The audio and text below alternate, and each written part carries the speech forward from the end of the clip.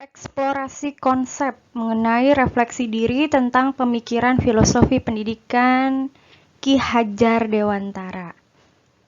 Tugas ini dibuat oleh Muryani, guru penggerak angkatan 4. Saya dari SDN Kemuning, Kecamatan Waringin Kurung, Kabupaten Serang, Provinsi Banten. Intisari pemikiran dari Ki Hajar Dewantara mengenai pendidikan adalah bahwa Raden Mas Suwardi Suryaningrat atau yang biasa kita kenal dengan nama lain Ki Hajar Dewantara, beliau adalah Bapak Pendidikan Nasional yang lahir pada tanggal 2 Mei 1889 dan hingga saat ini pada tanggal 2 Mei kita biasa memperingatinya sebagai Hari Pendidikan Nasional. Bapak pertama Menteri Pendidikan ini pada saat mudanya, beliau memiliki kecerdasan yang tinggi dan menentang pemerintahan kolonial Belanda karena sistem pembelajaran yang mereka anut itu tidak memperbolehkan rakyat pribumi untuk belajar. Hingga akhirnya pertentangan tersebut mengakibatkan beliau diasingkan ke Pulau Bangka. Dan di sana beliau belajar tentang dunia pendidikan dan pengajaran bersama dengan teman-temannya dan sahabat-sahabatnya yaitu bernama Dowes Docker dan Cipta Mangunkusumo. Nah, Ki Hajar Dewantara juga telah memprakarsai pendidikan humanisme dan berkarakter yang mana saat ini digunakan sebagai asas pendidikan nasional. Semboyan yang kita kenal dari hasil buah pikirannya yaitu adalah Ingarso Sung Tulodo, Ing Matia Mangunkarsa, dan Tuturi Handayani. Ki Hajar Dewantara menjelaskan bahwa tujuan pendidikan yaitu menuntun segala kodrat yang ada pada anak-anak agar mereka dapat mencapai keselamatan dan kebahagiaan yang setinggi-tingginya, baik sebagai manusia maupun sebagai anggota masyarakat. Dan Ki Hajar juga menjelaskan bahwa pendidikan anak itu berkaitan dengan kodrat alam dan kodrat zaman. Kodrat alam di sini berarti adalah sifat dan bentuk, di mana anak-anak berada di dalam lingkungannya, sifat-sifat mereka. Itu yang disebut dengan kodrat alam.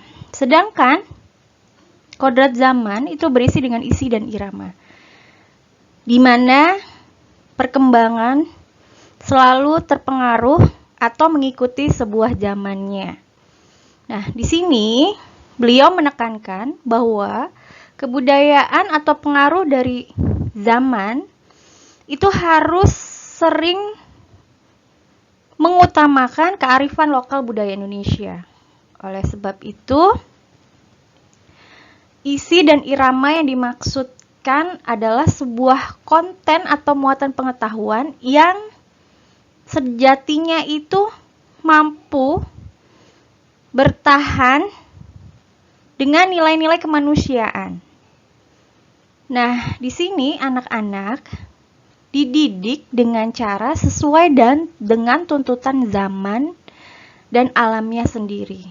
Nah, kalau kita lihat pada perkembangan pendidikan saat ini, kita melihat bahwa kodrat zaman saat ini itu yaitu terkenal dengan keterampilan abad 21, di mana teknologi sudah semakin berkembang, media sosial sudah semakin ramai, banyak akses untuk mengakses sebuah platform pendidikan.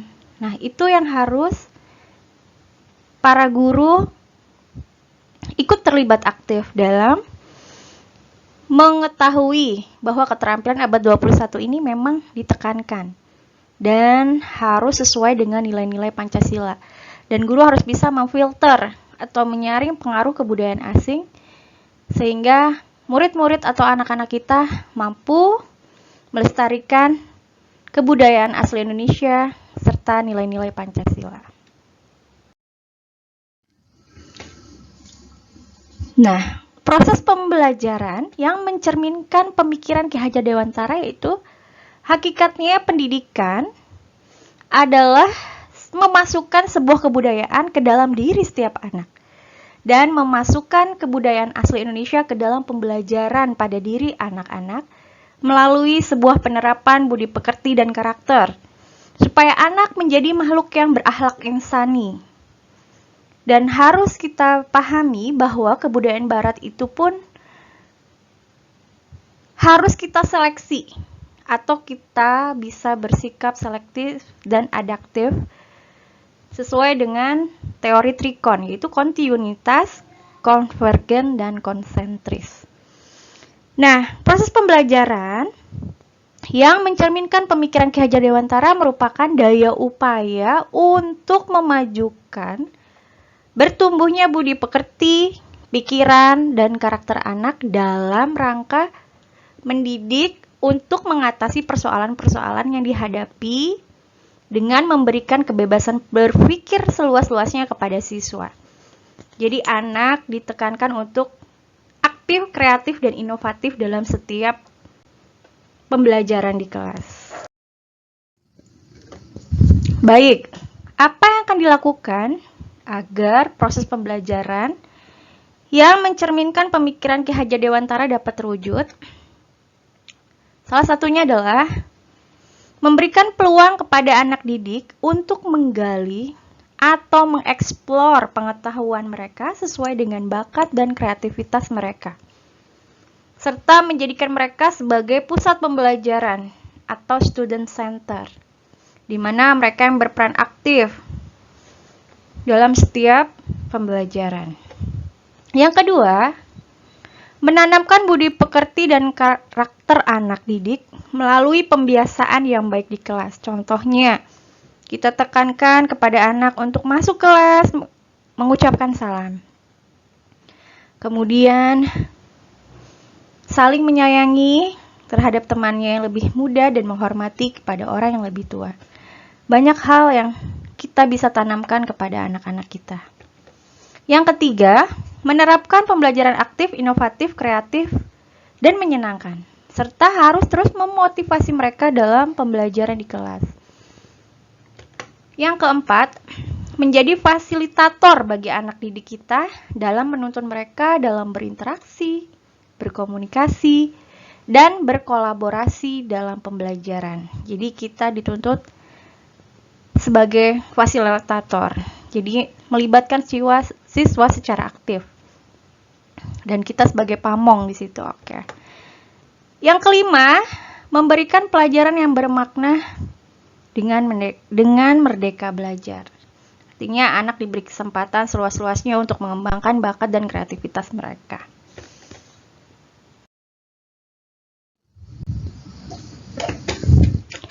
Selanjutnya, dari konsep pemikiran Ki Hajar Dewantara tersebut, yang sudah saya terapkan adalah yang pertama, melalui tindakan pembiasaan di kelas. Saya membiasakan anak-anak mengaji dulu beberapa surat, untuk kemudian berdoa, serta mulai belajar. Terkadang di hari tertentu ada pembiasaan literasi, jadi anak-anak ada buku bacaan yang saya siapkan di kelas dan mereka bisa membaca buku-buku tersebut. Terkadang juga saya menugaskan anak-anak untuk menyanyikan lagu-lagu kebangsaan, baik itu lagu nasional maupun lagu daerah. Hal ini tentunya untuk menanamkan sikap kecintaan terhadap tanah air. Kemudian yang kedua, menciptakan lingkungan belajar di kelas ataupun di luar kelas yang mampu menumbuhkan berpikir kritis terhadap berbagai pemecahan masalah untuk anak dengan menggunakan metode pembelajaran yang berganti-ganti serta bervariatif.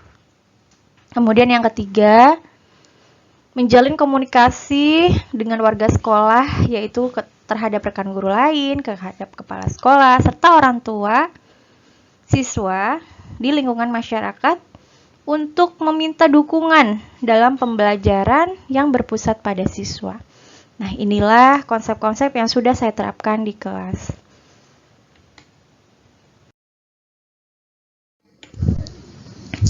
Baiklah, terima kasih. Assalamualaikum warahmatullahi wabarakatuh.